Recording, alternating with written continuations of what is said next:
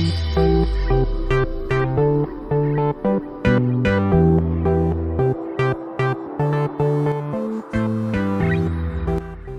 అండి, నమస్తే. నేను మీ భార్గవి. వెల్కమ్ బ్యాక్ టు అమ్మ చేసిన వంటలు. ఈరోజు వీడియోలో సోయా సాస్ని ఎలా ప్రిపేర్ చేయాలో చూద్దామండి.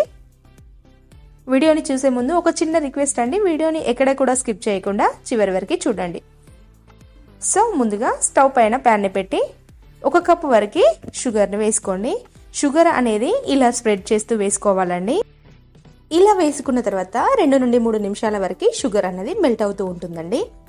ఇలా మెల్ట్ అవుతున్నప్పుడు ఒక 2 నిమిషాల పాటు ప్యాన్ని షేక్ చేస్తూ ఉండండి.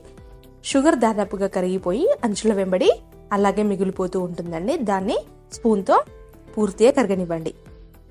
ఇలా పూర్తిగా షుగర్ అన్నది కరిగిపోయి సిరప్లా అయిన తర్వాత కలర్ అన్నది చేంజ్ అవుతూ ఉంటుందండి. బాగా కలుపుతూ చూశారు కదా, కలర్ అన్నది చేంజ్ అయ్యింది. కానీ ఇది కంప్లీట్గా బ్లాక్ కలర్లోకి రావాలండి. బ్లాక్ కలర్లోకి వచ్చే వరకు స్ప్రెడ్ చేస్తూ కలుపుతూనే ఉండండి. చూడండి, కంప్లీట్గా బ్లాక్ కలర్లోకి సిరప్ అన్నది చేంజ్ అయ్యింది కదా. కానీ దీని ప్రాసెస్ ఇంకా కంప్లీట్ అవ్వలేదండి. ఇలా పూర్తిగా బ్లాక్ కలర్లోకి మారిన తర్వాత మరొక 2 నుంచి 3 నిమిషాల పాటు కలుపుతూ ఉండండి. ఇలా కొద్ది కొద్దిగా చిక్కబడుతూ ఉంటుంది. ఇలా చిక్కబడుతున్నప్పుడు ఇప్పుడు ఇందులోకి మనము 2 కప్పుల వరకు హాట్ వాటర్ని యాడ్ చేసుకోవాలండి. అయితే మనము ఏ కప్తో అయితే షుగర్ని తీసుకుంటామో దానికి డబుల్ క్వాంటిటీతో వాటర్ని యాడ్ చేసుకోవాలి. కూల్ వాటర్ని మాత్రం యాడ్ చేయకూడదండి, హాట్ వాటర్ని మాత్రమే యాడ్ చేసుకోండి. ఇప్పుడు ఇలా వాటర్ని యాడ్ చేసుకున్న తర్వాత మరొక 3 నిమిషాల పాటు కలుపుతూ ఉండండి. తర్వాత మనకు సోయా సాస్ ఎక్కువ రోజులు నిల్వ ఉండడం కోసం 2 టేబుల్ స్పూన్ల వరకు వెనిగర్ని యాడ్ చేసుకోవాలండి. ఇలా వెనిగర్ని యాడ్ చేసుకోవడం వల్ల మనకి 3 నెలల పాటు సోయా సాస్ అనేది ఫ్రిడ్జ్లో స్టోర్ చేసుకుంటే పాడవకుండా ఉంటుందండి.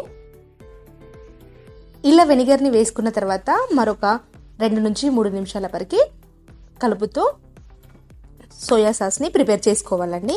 అయితే ఈ సోయా సాస్ని ప్రిపేర్ చేసేటప్పుడు ఎప్పుడూ కూడా స్టవ్ని హై ఫ్లేమ్లో కానీ లో ఫ్లేమ్లో కానీ పెట్టకుండా మీడియం ఫ్లేమ్లో మాత్రమే ఉంచి ప్రాసెస్ అన్నది స్టార్ట్ చేయాలండి. సో ఇలా వేసుకున్న తర్వాత నెక్స్ట్ ఇందులోకి 1 టీ స్పూన్ వరకు కూడా సాల్ట్ని వేసి కలుపుకోండి. ఒకవేళ సాల్ట్ సరిపోయిందో లేదో టేస్ట్ చూడండి. ఒకవేళ సాల్ట్ సరిపడకపోతే ఇదే టైంలో ఇంకాస్త సాల్ట్ని వేసి 1 నిమిషం పాటు కలుపుతూ తర్వాత స్టవ్ ఆఫ్ చేసి పూర్తిగా చల్లారనివ్వండి. ఈ సోయా సాస్ పూర్తిగా చల్లారిన తర్వాత ఫ్రిడ్జ్లో 3 మంత్స్ వరకు స్టోర్ చేసుకోవచ్చండి. ఇంతేనండి, చాలా సింపుల్ కదా. సో ఇక నుండి మీరు కూడా ఇంట్లోనే హోమ్ మేడ్ సోయా సాస్ని ప్రిపేర్ చేయండి. నచ్చితే మాత్రం లైక్ చేయండి, షేర్ చేయండి, అలాగే మా ఛానల్ని సబ్స్క్రైబ్ చేసి పక్కనే ఉన్న బెల్ ఐకాన్ని యాక్టివేట్ చేసుకోండి. Thank you for watching.